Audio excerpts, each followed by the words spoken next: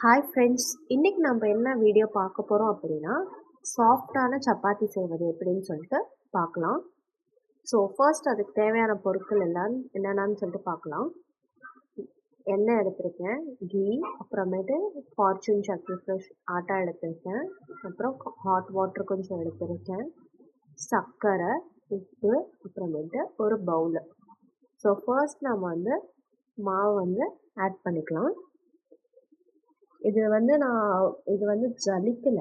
நான் அப்படியே டைரெக்டாக மாவு எடுத்திருக்கேன். ஏன்னா ஃப்ரெஷ்ஷான மாவு தான். ஸோ அந்த பேக் ஃப்ரெஷ்ஷான பேக்கெட் தான். ஸோ நான் மாவு ஜலிக்காமல் டைரெக்டாக மாவு எடுத்துக்கிட்டேன் ஃப்ரெண்ட்ஸ். இது பார்த்திங்கன்னா நான் ஒரு 6 சப்பாத்தி அளவுக்கு எடுத்திருக்கேன். ஸோ அதுக்கு தேவையான உப்பு, அப்புறம் தேவையான அளவு சர்க்கரை, அப்புறம் தேவையான அளவு கீயும் எண்ணெயும் ஆட் பண்ணிக்கலாம். ஆட் பண்ணிவிட்டு ஃபர்ஸ்ட் இது எல்லாமே நல்லா மிக்ஸ் பண்ணிக்கலாம் ஃப்ரெண்ட்ஸ்.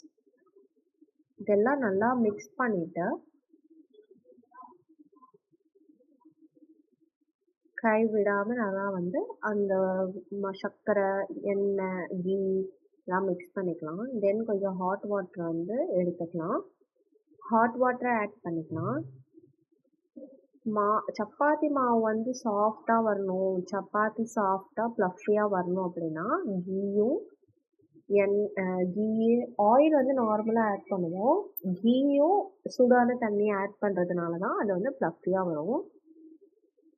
இப்போ பார்த்தீங்கன்னா நான் கொஞ்சம் கொஞ்சமாக, ஏன்னா தண்ணி ரொம்ப சூடாக இருக்குது, அதனால் கொஞ்சம் கொஞ்சமாக பிசைஞ்சிக்கிறேன். ஸோ இப்போ கைவிடாமல் பிசைஞ்சிட்டு இதில் இன்னும் கொஞ்சம் மாவு ஆட் பண்ணிக்கலாம். ஏன்னா கொஞ்சம் வாட்டரியாக தெரியுது. ஸோ அதனால் இன்னும் கொஞ்சம் மாவு ஆட் பண்ணி நல்லா பிசைஞ்சிக்கலாம். இப்போ பார்த்தீங்கன்னா ஓரளவுக்கு நல்லா ஸ்டேஜ் பிசைஞ்சாச்சு. ஸோ லாஸ்ட்டாக கொஞ்சம் எண்ணெய் விட்டோம், திருப்பி நல்லா மசாஜ் பண்ணுற மாதிரி பிசைஞ்சிக்கலாம். நல்லா பிசைஞ்சு மாவு ரெடியாக இருக்குது. ஒரு 15 மினிட்ஸ் அப்புறம் இப்போ பார்த்தீங்கன்னா மாவு நல்லா சாஃப்டாக ரெடியாக இருக்குது.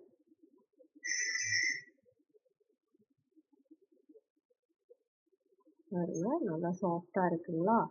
நெக்ஸ்ட் நம்ம இதை என்ன பண்ணுறோன்னா, நம்மளுக்கு தேவையான சைஸுக்கு உருண்டை பிடிச்சிக்கலாம். நல்லா மாவு உருண்டை பிடிச்சி எடுத்துக்கலாம். இது பார்க்கும்போதே தெரியும், கொஞ்சம் நல்லா மாவு சாஃப்ட் ஆகிடுச்சு. நம்ம பிசைஞ்சு ஒரு 15 மினிட்ஸ் வச்சிடணும். ஸோ நல்லா சாஃப்ட் ஆகிடுச்சு. ஸோ இப்போ பார்த்தீங்கன்னா உருண்டை உருண்டையாக பிடிச்சி வச்சுக்கலாம்.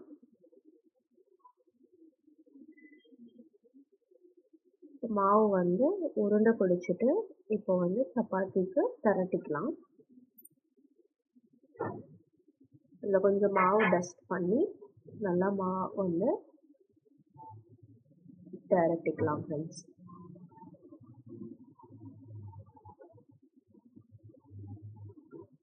இதுலேயே நம்ம சப்பாத்தியில் கூட பரோட்டா மாதிரி லேயர் சப்பாத்தி அந்த மாதிரி செய்யலாம்.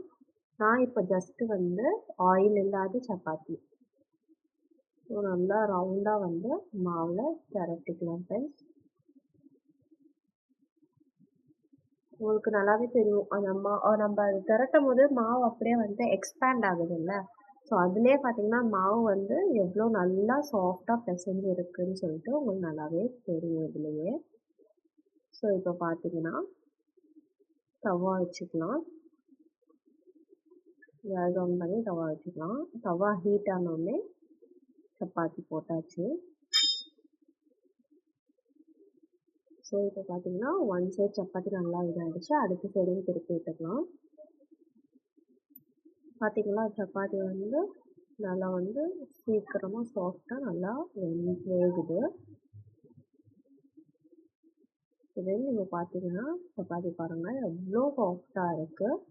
ஸோ உங்களுக்கு பிடிச்சிருந்துச்சுன்னா லைக் பண்ணி, ஷேர் பண்ணி, சப்ஸ்கிரைப் பண்ணுங்கள் ஃப்ரெண்ட்ஸ். Thank you all.